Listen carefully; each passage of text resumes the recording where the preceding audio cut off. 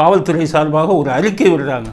என்னென்னா, சிறப்பு புலனாய்வு குழுவில் அந்த பெண் அந்த சார் என்பது அந்த சாருங்கிறத பற்றியே சொல்லலைன்னு. இதுதான் குதிரைக்குள்ளே இல்லைன்னு சொல்லுவாங்க, திருடன் குதிரைக்குள்ளே இல்லைன்னு சொல்லுவாங்க. அது மாதிரி கிராமத்தில் அது மாதிரி நீங்களே என்ன சிறப்பு புலனாய்வு குழு விசாரிச்சுக்கிட்டு இருந்தால் அவங்கக்கிட்ட அந்த பொண்ணு சொன்ன விஷயத்தெல்லாம் நீங்கள் ஏன் ஃபாலோ பண்ணுறீங்க? உங்களை விட்டு போயிடுச்சு, ஒதுங்கிக்க வேண்டியதானே, விசாரணை நடக்கட்டும்.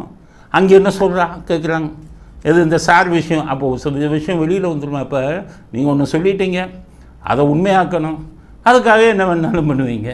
அவங்ககிட்ட அங்கே நடக்கிற விஷயத்தெல்லாம் வேவு பார்த்து பப்ளிக்கு சொல்லுவீங்களா?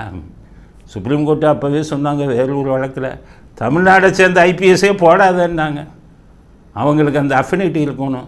ஆனால் இந்த வேறு மாநிலத்தில் இருந்தாலும் ஐபிஎஸ்க்குள்ளே ஒரு இது இருக்கும், அவங்களுக்குள்ளே கூப்பிட்டு என்ன நடந்ததும்பாங்க, இல்லை அந்த பொண்ணு சொல்லலை அப்படின்னு இருப்பாங்க. அப்போ இந்த சிறப்பு புலனாய்வு மேலே நம்பிக்கை வராத.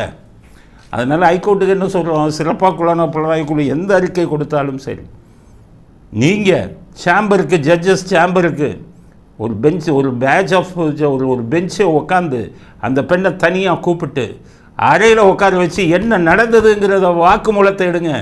நீதிபதிகள் தான் எடுக்கணும், நீதிபதிகள் தான் நிலைநாட்டணும். காவல்துறையில் ஐபிஎஸ், வேறு ஐபிஎஸ்ஸாக இருந்தாலும் சிறப்பு புலனாய்வு குழுவாக இருந்தாலும் அவர்களுக்குள் ஒரு ரகசிய உறவு இருக்கிறது. அவர்களிடம் இந்த பெண் சொன்ன வாக்குமூலத்தை காவல்துறை மற்ற அதிகாரிகளுக்கு, சிறப்பு புலனாய்வு குழுவில் இருக்கும் அதிகாரிகள் எப்படி சொல்லலாம்? அப்போ இவர்களை எப்படி நம்புவது? எங்களுக்கு இருந்த கொஞ்ச நெஞ்ச நம்பிக்கையும் போய்கிட்டே இருக்கு. காவல்துறை இதில் காட்டுற அக்கறையை பார்க்கும்போது அரசியல்வாதிகளை காப்பாற்றும் மிகப்பெரிய பணியை காவல்துறை செய்து கொண்டிருக்கிறதுங்கிற சந்தேகம். எதுக்குங்க மறுப்பு தெரிவிக்கிறீங்க? உங்களை யார் கேட்டா? அவங்க அந்த பொண்ணு சார்னு சொல்லுது, இல்லைன்னு சொல்லுது. உங்கள் வேலையை பார்த்துட்டு இருக்க வேண்டியதானே. சிறப்பு புலனாய்வு குழு தான் எடுத்துட்டானுங்க, அவன் போய் விசாரிச்சுட்டு போனான். உங்களுக்கு என்ன வந்தது? உங்களுக்கு இதில் என்ன இன்ட்ரெஸ்ட்டு?